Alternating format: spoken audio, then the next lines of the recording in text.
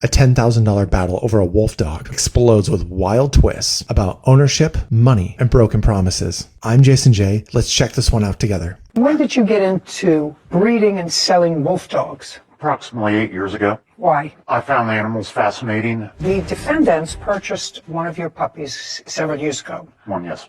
And a couple of years later, according to you, they were looking for a second dog. Yes. Did they contact you? Yes. By phone? Through messaging. Which you have. Yes. Okay. And I will take a look at it at an appropriate time. But they were looking for, I think they were looking for a male. They had a female. Correct. And you were prepared to accommodate that. Did you give them the price for the dog? Yes. What was that? At the time, it was $800. And after certain discussions with them, was that price ever modified? Yes, it was. To what? Angela thought that the $800 was a little expensive, and How much had they paid for the first dog? $500. Okay. The reasoning being they helped me sell. No, just years before, they had paid $500. You were asking $800 for this male. It was $800 back then also.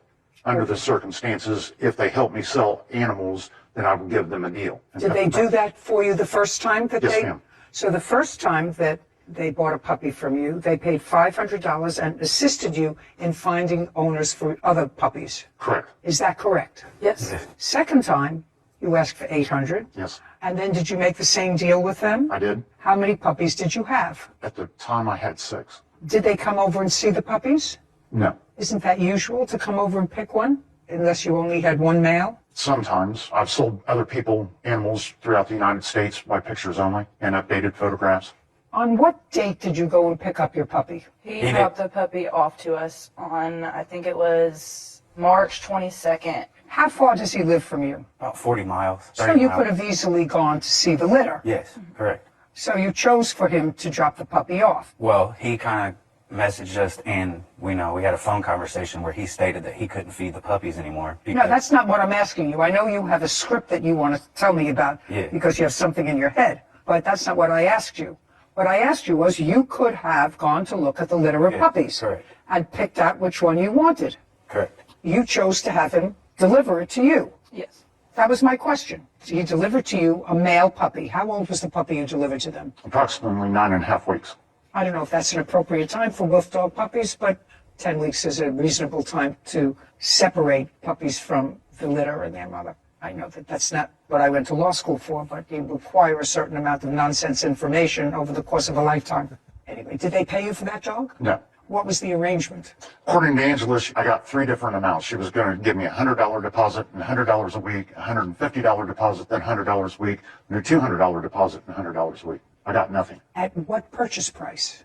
She was thinking the $500 when I was asking the $800. That's not what I said. Did you ultimately make an arrangement with her for $500 if she helped you find other Yes, ma'am. pet owners? Okay, let's be direct. So you agreed to make them the same deal with this dog as you made with the last, Correct. which is I'll give you if you help find other potential prospects for the other puppies. Correct. So purchase price was $500, and they did find you other people for the puppies. 1, yes. Well, they found one. It wasn't specified. They found one. And did you place that puppy? Yes. This is what your lawsuit is about.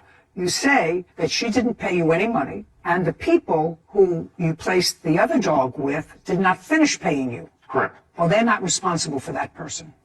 They're not responsible for that person unless you gave them the dog in order to collect the money. Or did you drop the puppy off? I dropped the puppy off at their house. Then that's your problem.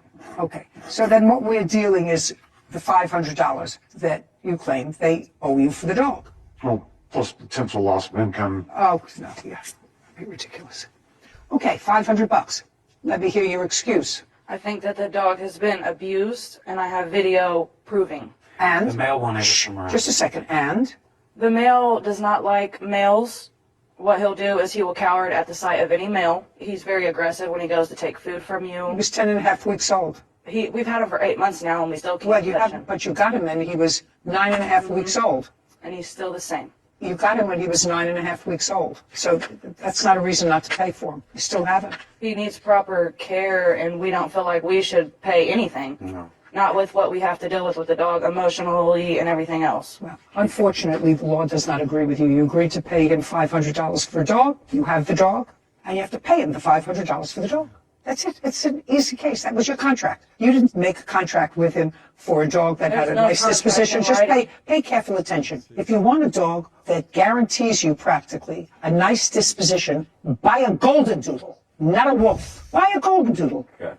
Buy a Shih Tzu. You want a big dog?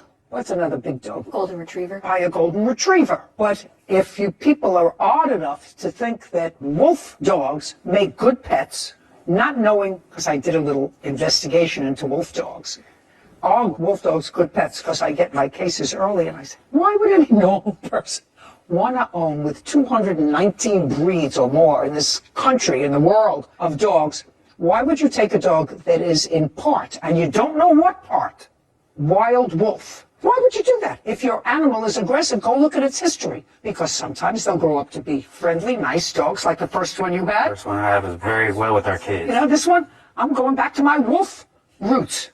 Well, so, judgment for the plaintiff in the amount of $500. Your counterclaim's dismissed. We're done. Thank you. Someone correct me if I'm wrong, but I don't believe it's legal to own a wolf dog breed in every state. My assumption is because of the history of aggression when you're breeding with wild wolves. Not a complete shock. The other thing here is the defendants are clearly incapable of training a dog like that. And I think that's the bigger concern, is that they're not equipped to take on that responsibility. And it sounds like they got lucky, or they feel that they got lucky with the first dog. Whether it's the percentage of the wolf DNA in that dog's, who knows, but they lucked out with a more well-mannered, well-trained female dog. On the plaintiff's side, it just sounded like he tried to get a little extra money. I get it.